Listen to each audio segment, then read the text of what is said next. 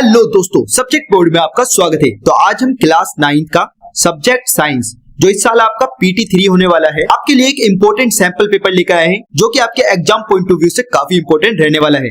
तो अब हम इसको सोल्व करते हैं। इससे पहले यदि अपने चैनल को सब्सक्राइब नहीं करा है तो सब्सक्राइब जरूर कर लीजिएगा, जिससे आपको इसी तरह के इंपॉर्टेंट सैंपल पेपर्स की अप टू डेट जानकारी मिलती रहे। हाँ, ये कर लो पहले। तो दोस्तों अब हम शुरू करते हैं सैंपल पेपर को। देखिए फर्स्ट क्वेश्चन है, if the displacement is perpendicular to the force then the work done is set. देखिए मान लीजिए ये हमारा ये बॉक्स है, इसको हम इस तरह इस डायरेक्शन में मूव कर रहे हैं, ठीक है। और डिस्प्लेसमेंट कैसा हो रहा है इसका, परपेंडिकुलर टू द फोर्स, मतलब इस तरह। अगर मान लीजिए ये फोर्स ऐसे लग रहा है और डिस्प्लेसमेंट ऐसे हो रहा है तो ये परपेंडिकुलर हुआ। और हम जानते हैं वर्क डन बराबर क्या होता है, F into S into cos theta. अब यहाँ पे जो 90 आ रहा है ना, ये 90, ये थीटा की वैल्यू यहाँ पे पुट कर दो, F इंटू एस और यहाँ पे कोस 90। अब आपको एक बात ध्यान रखना है कि कोस 90 है ना, अगले साल आएगा आपके ट्रिग्नोमेट्री, लेकिन अभी आप इसको रिमेंबर कर ले, ठीक है। तो इसको आप मेमोराइज कर लें। कोस 90 की वैल्यू होती है 0, यानी कि 0 को इससे मल्टीप्लाई करेंगे तो 0 आ जाएगा, ठीक है। तो इसका आंसर क्या आ जाएगा, 0 जूल। देखिए सेकंड क्वेश्चन है, the earth atmosphere held by the, ठीक है। इसमें a wind, clouds, earth magnetic field and gravity. तो ग्रेविटी के कारण अर्थ का एटमॉस्फेयर होता है, ठीक है, ग्रेविटी के कारण।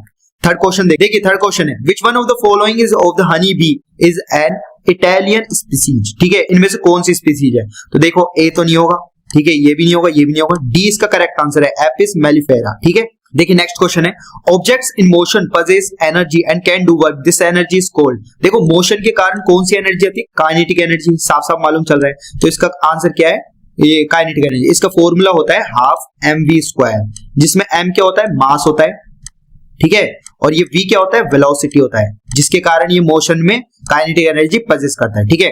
अब नेक्स्ट देखिए, नेक्स्ट क्वेश्चन है, sound travels through which medium. Sound देखो सॉलिड में भी ट्रेवल कर सकता है, लिक्विड में भी और गैस में भी। तो इसका आंसर क्या आ जाएगा, D, all of the above. देखते हैं next question, what is the value of acceleration due to gravity on the surface of the earth, ठीक है। जी की वैल्यू आपको पता होनी चाहिए, 9.8 मीटर पर सेकंड स्क्वायर, ये होती है, डायरेक्ट आंसर लगा देंगे। Next question, when two identical bodies are in motion the body with a higher velocity has. देखो देखो अभी मैंने आपको फॉर्मूला बताया था हाफ mv², और ये मोशन में तो काइनेटिक एनर्जी का फॉर्मूला ही लगेगा इसमें, ठीक है। अब देखो वेलोसिटी जिसकी ज्यादा होगी, देखो हायर वेलोसिटी, उसकी काइनेटिक एनर्जी भी ज्यादा होगी।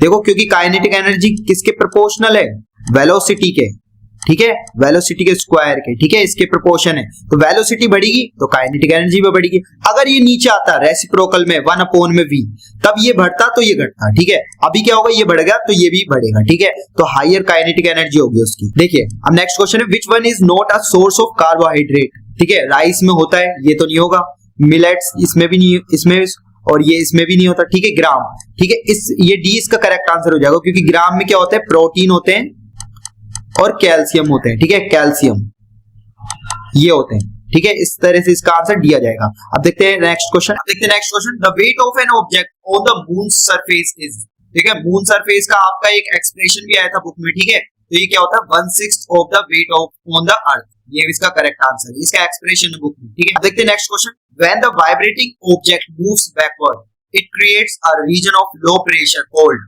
अब ये जो क्या होता है इसको हमें बताना है, ठीक है। इसका आंसर क्या आ जाएगा, सी, रेयरफैक्शंस, ठीक है। वाइब्रेटिंग ऑब्जेक्ट जब बैकवर्ड मूव करता है तो वो क्या लो प्रेशर को क्रिएट करता है, उसको हम क्या कहते हैं, रेयरफैक्शंस। तो दोस्तों इसी के साथ हमने सेक्शन ए को कंप्लीट कर लिया है। अब हम सेक्शन बी को करते हैं। तो देखिए सेक्शन बी का फर्स्ट क्वेश्चन है, what is the Audible range of the average human ear, ठीक है। तो इसका आंसर क्या है, 20 हर्ट्ज टू 20 किलोहर्ट्ज, ठीक है।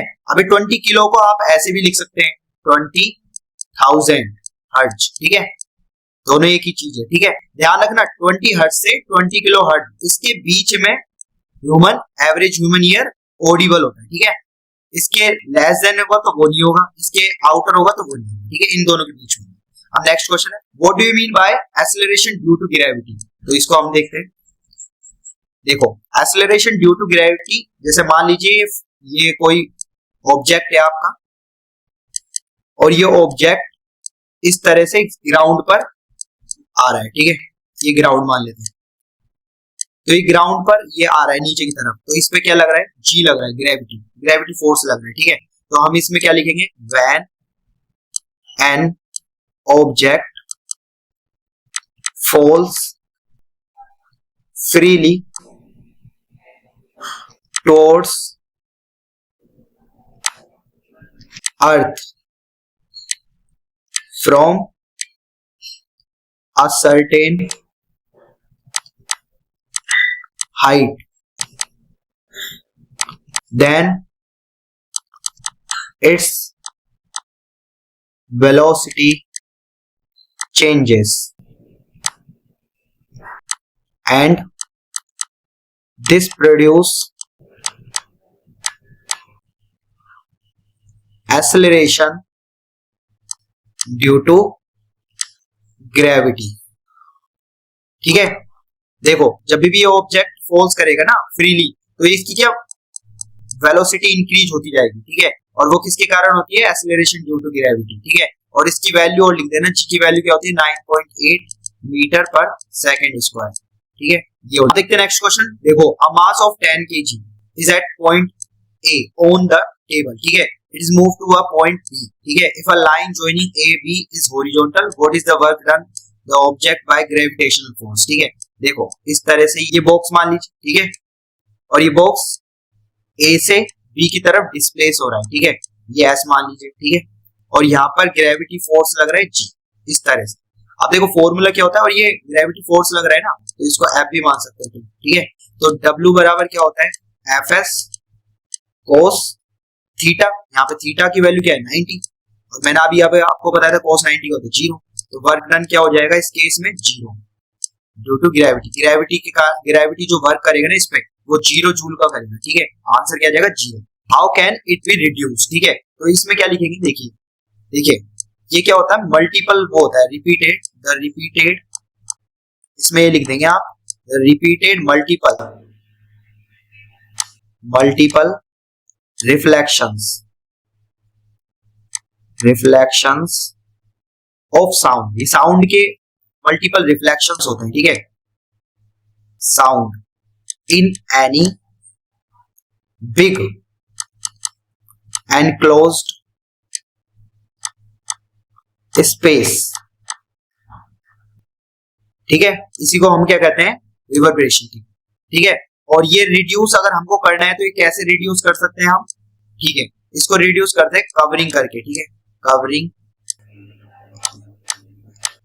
The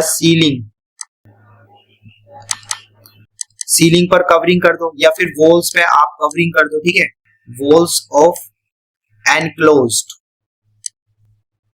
enclosed space with sound absorbing। ठीक है, sound absorbing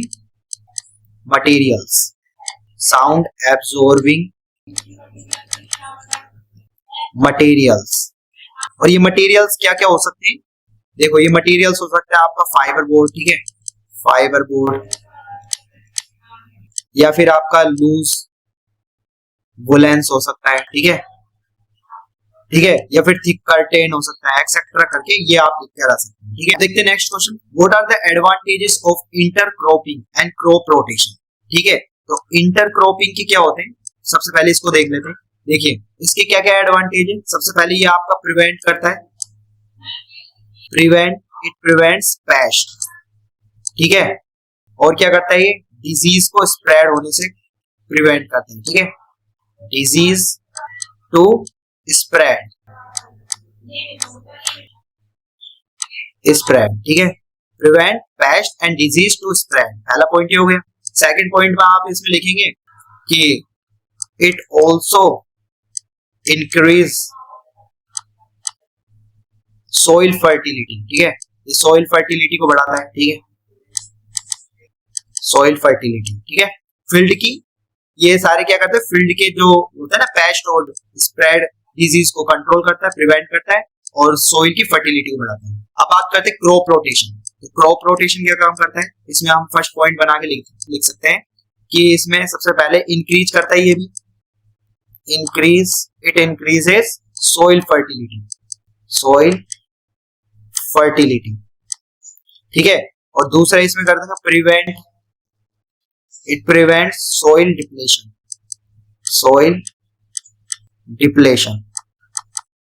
ठीक है। और एक और इसमें लिख सकते हैं it reduce soil erosion, soil erosion, ठीक है। इस तरह से दोनों के दोनों जो प्रोसेस होते हैं ना, ये दोनों के दोनों वो क्या करते हैं, फर्टिलाइजर्स को बढ़ाते हैं, रिड्यूस करते हैं नीड ऑफ फर्टिलाइजर। ये फर्टिलाइजर की जो नीड है ना, उसको दोनों के दोनों रिड्यूस करते हैं। नेक्स्ट क्वेश्चन है what is the importance of universal law of gravitation. तो इसमें देखिए एक्चुअल में क्या होता है, मोशन को ट्रैक कर सकता है, ठीक है, ग्रेविटेशन से हम मदद से कोई भी प्लेनेट का मतलब मोशन, या फिर रेनफॉल, सन स्नोफॉल कब होगा, टाइडल वेव्स, इसके बारे में हम जानकारी ले सकते हैं, ठीक है। तो इसमें आप लिखेंगे ऐसे it explain motion of planet around the sun, ठीक है। इस तरह से इसमें और लिख सकते हैं आप motion track around the earth, around the earth, ठीक है। और आप बना के लिख सकते हैं फिनोमिना लाइक रेनफॉल, ठीक है, रेनफॉल, और आपका स्नोफॉल, वाटर साइकिल, ठीक है, इनको भी मेंटेन करते हैं, वाटर साइकिल, इनके बारे में जानकारी दे सकते हैं, ठीक है। और इसके बाद हाउ टाइडल वेव्स ओरिजिनेट,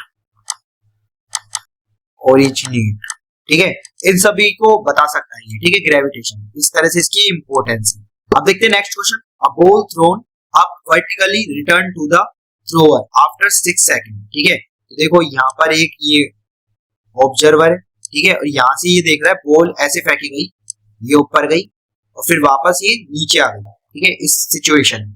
और इसको टोटल जो टाइम लग रहा है ना, यहाँ से ऊपर जाने और नीचे आने तक, उसको टोटल टाइम कितना लग रहा है, 6 सेकंड, ठीक है। अब देखो इसमें हमें फर्स्ट क्या पूछा है, the velocity with which it was thrown up, ठीक है। तो इसकी वेलोसिटी निकालनी, शुरुआत में वेलोसिटी क्या रही इसकी, ठीक है। तो हमें v इसमें निकालना है वेलोसिटी, ठीक है। अब देखो ये जब यहां से यहां पर पहुंची, ठीक है, तो यहां पर इसकी वेलोसिटी तो 0 हो गई, ठीक है, इसको u मान लीजिए इनिशियल वेलोसिटी, ठीक है, u। तो इनिशियल वेलोसिटी इसकी हमें आइडेंटिफाई करनी है। लेकिन एक बात बताओ, जब भी कोई आप बॉल को ऊपर फेंकते हो तो एक पोजीशन पर जाकर वेलोसिटी 0 हो जाती है ना, तो ये v 0 हो गया, ठीक है, और u ये इनिशियल वेलोसिटी हमें निकालनी है। और यहाँ पर gravity due to acceleration due to gravity क्या लग रहा है, g, नीचे की तरफ लग रहा है और ये ऊपर की तरफ जा रहा है। तो आप क्या मानो, एक तरफ तो पॉजिटिव मान लो ऊपर की तरफ, और इस तरफ नीचे की तरफ क्या मान लो, नेगेटिव, ठीक है, ये नेगेटिव और ये पॉजिटिव। अब हम लगाते हैं मोशन की इक्वेशन, v बराबर क्या होता है, u, ठीक है, और ये माइनस g और एक t। अब मैंने यहाँ माइनस क्यों रखा, क्योंकि देखो अपोजिट है ना, माइनस, ठीक है। देखो u तो हमें निकालना है, u, और यहाँ g की वैल्यू क्या रख देंगे 9.8, और t की वैल्यू क्या है आपके पास, देखो t की वैल्यू है, देखो यहाँ से आते जाने 3 सेकंड और आने में 3 सेकंड, तो यहाँ 3 कर लेंगे, ठीक है। तो आप देखो क्या आंसर आ जाएगा, u, और ये माइनस में ना, इसको यहाँ पे ले जाएंगे तो प्लस का हो जाएगा। तो यहाँ से u बराबर हमारे क्या निकल गया, इसको इससे मल्टीप्लाई कर लो, तो ये आपका आएगा 29.4 मीटर पर सेकेंड। तो u तो हमारा क्या आ गया 29.4 मीटर पर सेकेंड, ठीक है। अब नेक्स्ट क्वेश्चन है, the maximum height it reaches and, ठीक है। अब देखो यहाँ पे u की वैल्यू लिख लेते हैं, u कितना है हमारे पास 29.4 मीटर पर सेकेंड। नेक्स्ट है मैक्सिमम हाइट इट रीचेस, तो इसकी हाइट निकालनी है, और हाइट निकालने के लिए फॉर्मूला होता है s। यहाँ पे s क्या काम करेगा, हाइट का काम। s बराबर क्या होता है, ut minus half gt square.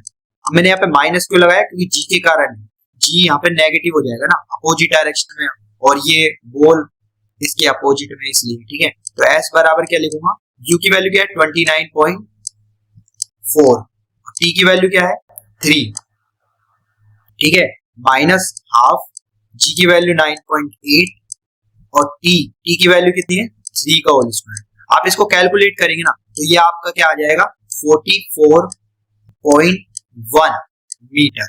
ठीक है, ये आ जाएगा, तो इसका आंसर ये आ जाएगा। इसको कैलकुलेट कर लेना, आपका यही आएगा। ये इसको मैं मिटा देता हूँ, नेक्स्ट क्वेश्चन करते हैं हम। इसका आंसर क्या आ गया, यहाँ लिख देते हैं हम 44.1 मीटर। ठीक है, नेक्स्ट क्वेश्चन है इट्स पोजीशन आफ्टर 4 सेकंड। देखिए ये बॉल आपकी यहाँ से यहाँ पर गई। ठीक है, मैं इसको बताता हूँ, देखो ये बॉल आपकी यहाँ से यहाँ पर गई। ठीक है, उसके बाद ये यहाँ पर कहीं पर रुकती है। ठीक है, इसको यहाँ से यहाँ तक जाने में कितना लगता है, 3 सेकंड। यहाँ से यहाँ तक लगता है 3 सेकंड, और यहाँ पर 1 सेकंड मान लीजिए। ठीक है, 4 सेकंड उसने पूछा है कि 4 सेकंड के बाद उसकी पोजीशन क्या है। तो मैं क्या करूंगा, इस डिस्टेंस को निकालूंगा। ठीक है, और पूरी डिस्टेंस में से इस डिस्टेंस को घटा दूंगा, तो ये मेरे पास बच जाएगा, और यही मुझे निकालना है। ठीक है, इस तरह से। तो देखो मैं क्या करूंगा, सबसे पहले देखो यहाँ पे v की वैल्यू क्या है, 0 यहाँ पर, क्योंकि ये हायर पोजीशन पर v तो 0 हो जाता है। और यहाँ पर जो अब ये v है ना, यहाँ पर यहाँ से हमें निकालना है ना, तो यहाँ पर v u का काम करेंगे। ठीक है, इनिशियल वेलोसिटी का काम करेंगे। इसमें करेंगे s बराबर क्या होगा, ut minus half gt square. ठीक है, अब यहाँ पे v की तो दिक्कत ही नहीं है, हमने ये वाला फॉर्मूला लगाया। ठीक है, ये आ गया। ठीक है, अब ध्यान रखना, यहाँ पर ये माइनस लगा दिया ना मैंने, यहाँ पर ये प्लस होगा। क्यों होगा, देखो देखो बॉल आपकी ऊपर ही ऊपर पहुंच गई, ये भी इस डायरेक्शन में और जी भी इस डायरेक्शन में, दोनों सेम डायरेक्शन में, इसलिए मैंने प्लस ले लिया इसको। ठीक है, अब देखिए s बराबर क्या लिखूंगा मैं यहाँ पर, s बराबर u की वैल्यू क्या है, 0। ठीक है, अब देखो इसको यहाँ से यहाँ तक मूव करना है, और देखो ये तो 3 सेकंड है, और यहाँ से यहाँ तक मतलब ये टोटल 4 सेकंड दे रहे हैं, 4 सेकंड, तो यहाँ से यहाँ तक 1 सेकंड। ठीक है, 0 into 1 प्लस हाफ, g की वैल्यू 9.8। ठीक है, और t की वैल्यू 1 का स्क्वायर। अब इसको कैलकुलेट करेंगे तो ये आपका आ जाएगा 4.9 मीटर। ठीक है, ये वाली जो डिस्टेंस है ना आपकी, देखो मैं दिखा देता हूँ आपको। ठीक है, ये वाली जो डिस्टेंस है ना, ये हाइट जो है 4.9 मीटर, टोटल कितनी है आपकी, देखो यहाँ पे लिखा रहा था 44.1 मीटर। तो हमें ये वाली निकालनी है, ग्राउंड से कितना है। ठीक है, ग्राउंड से कितना है, तो इसमें से इसको सब्ट्रैक्ट कर देंगे, तो आपका क्या आ जाएगा 39.2 मीटर, क्योंकि हमें ये इसका बताना है इट्स पोजीशन आफ्टर 4 सेकंड। तो अब 4 सेकंड बताना है, तो हम वर्टिकली टॉप से, तो ये 4.9 है, इधर लिख देंगे फ्रॉम टॉप, और बॉटम से अगर ग्राउंड की बात करें तो 39.2, यहाँ लिख देंगे फ्रॉम ग्राउंड। ठीक है, इस तरह से आप इन दोनों के आंसर लिखते रह सकते हैं। अब देखिए नेक्स्ट क्वेश्चन है, an electric heater is rated 1500 watt, how much energy does it use in 10 hours. देखो कभी भी आपको एनर्जी निकालनी होती है ना, और वो कमर्शियल यूनिट क्या होती है, किलोवाट आवर। ठीक है, इस तरह से देखो आर तो दे रखा है आपको, अब इसको किलोवाट में चेंज कर लो, तो 1500। अब इसको किलो में करने के लिए क्या करेंगे, 1000 नीचे लगा देंगे, और ये किलो का लगा देंगे। ठीक है, तो देखो 0000, तो ये क्या आ जाएगा 1.5 किलो वाट। ठीक है, अब पावर का फॉर्मूला क्या होता है, एनर्जी जो भी आती है आपकी, एनर्जी P इंटू टी होता है, पावर इंटू टाइम। ठीक है, तो पावर कितनी है आपके पास 1.5। ठीक है, और इंटू टी कितना है आपके पास, देखो 10 है। ठीक है, 10, तो ये आपका क्या आ जाएगा आपके पास 15। ठीक है, एक पॉइंट से 0 हट जाएगा, तो 15 किलो वाट आवर, ये आपका आंसर हो जाएगा। देखो हमारे नेक्स्ट क्वेश्चन है, calculate the work required to be done to stop a car 1500 kg moving at a velocity of 60 kilometre per hour. देखो मोशन के कारण, तो यहाँ पर कौन सी आपका एनर्जी लगेगी, हाफ mv स्क्वायर, ये काइनेटिक एनर्जी होती है। ठीक है, तो इसमें देखो m की वैल्यू दे रखी है आपको 1500 kg, और इसमें वेलोसिटी की वैल्यू दे रखी है। तो वेलोसिटी को आप चेंज कर लेंगे सबसे पहले मीटर पर सेकंड में। ठीक है, तो 1 किलोमीटर में 1000 मीटर, और 1 घंटे में 3600 सेकंड। ठीक है, इस तरह से मैंने चेंज कर लिया। अब इसको कैंसिल आउट कर लो। ठीक है, 5 और ये 18। ठीक है, तो ये कितना आ जाएगा 300/18। अब इसको कैंसिल आउट कर लो वापस से, तो ये आपका क्या हो जाएगा, ये आपका आ जाएगा 150 और ये 9।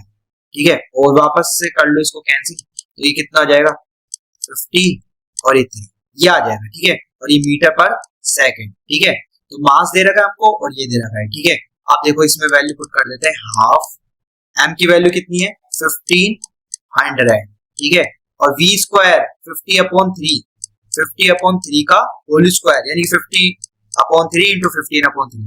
तो अब इन सभी को मल्टीप्लाई करेंगे ना, कैलकुलेट करेंगे, तो इसकी वैल्यू आपकी लगभग ये आ जाएगी 208,333.3 जूल। ठीक है, अब देखो calculate the work required to be done to stop a car of 15 at a velocity. ध्यान रखो कि इसमें जो काइनेटिक एनर्जी है ना वो वर्क डन में बदल जाएगी। ठीक है, वर्क डन काइनेटिक एनर्जी में बदल जाएगी। तो वर्क डन बराबर क्या होता है, change in kinetic energy. Change in kinetic energy ये आपके थ्योरेटिकल पार्ट का कॉन्सेप्ट है, तो ये मैं अप्लाई कर देता हूँ। ठीक है, अब चेंज इन काइनेटिक एनर्जी, ये इसकी पहली काइनेटिक एनर्जी 208,333.3 और पहली क्या रहेगी 0। ठीक है, तो इसको कैलकुलेट करेंगे तो यही का यही आ जाएगा जूल। नेक्स्ट क्वेश्चन है, एक sonar device submarine sends out a signal receives an echo 5 second later. ठीक है, देखो इस तरह से कोई सबमरीन है। ठीक है, और ये सबमरीन किसी ऑब्जेक्ट से मतलब यहाँ पर साउंड प्रोड्यूस करा, इससे टकरा के वापस आ गई। ठीक है, और इस पूरा टोटल टाइम लगा है टी, वो आपको लगा है इसमें टोटल जो इसमें दे रखा है 5 सेकंड। 5 सेकंड दे रखा है टोटल। ठीक है, अब देखो calculate the speed sound in water if the distance of the object from a submarine is 3625। जो इसकी डिस्टेंस दे रखी है ना वो कितनी दे रखी है 3625 मीटर। अब मेरे को ये बात बताओ कि साउंड यहाँ से यहाँ तक गया और फिर यहाँ से यहाँ तक गया, तो साउंड ने कितना ट्रेवल करा, यहाँ पर गया फिर यहाँ पर गया, मतलब देखो टॉप से बॉटम जा रहा है फिर बॉटम से टॉप जा रहा है, तो इसका डबल हो जाएगा। टोटल डिस्टेंस कितनी आ जाएगी डी, वो आ जाएगी आपके पास। देखो एक तो ड्यू टू ट्रांसमिशन मतलब ऐसे गया। ठीक है, और एक क्या आया रिसेप्शन। ठीक है, एक तो आ गया आपका ट्रांसमिशन और एक क्या हो गया उसका रिसेप्शन। ठीक है, तो इसमें कितना है 3625 मीटर और इसमें भी क्या है 3625 मीटर, तो दोनों को दोनों ऐड कर लो तो ये कितना हो जाएगा 7250 मीटर। ठीक है, अब देखो डिस्टेंस का फॉर्मूला पता है आप, देखो स्पीड बराबर क्या होता है डिस्टेंस अपॉन टाइम। ठीक है, तो देखो डिस्टेंस इसमें आपको दे रखी 7250 और टाइम आपको टोटल दे रखा है 5। ठीक है, अब इसको कैलकुलेट करेंगे तो s बराबर आपका कितना हो जाएगा 1450 मीटर पर सेकंड। ठीक है, यही हमें निकालना था कि देखो इधर स्पीड ऑफ द साउंड, तो स्पीड ऑफ साउंड क्या आ जाएगी 1450 मीटर पर सेकंड। अब देखते हैं next question, differentiate between capture fishing, mariculture and aquaculture. ठीक है, सबसे पहले देखते हैं कैप्चर फिशिंग। तो कैप्चर फिशिंग क्या होती है आपकी, it is a method in which, तो आप लिखेंगे it is a method in which fish are obtained from natural resources like ये रिवर से निकाल जा सकती है। ठीक है, रिवर से, लेक से या फिर सी। ठीक है, इस तरह से। अब बात करते हैं मैरीकल्चर। देखो मैरीकल्चर क्या होता है, ये कल्चर होता है, लिख लेंगे it is the culture of fishes in sea और देखो सी और मरीन वाटर। ठीक है, ये हो गया आपका मैरीकल्चर। अब एक्वाकल्चर की बात करते हैं, तो एक्वाकल्चर में देखो ये मेथड ही होता है culture of fishes in fresh water.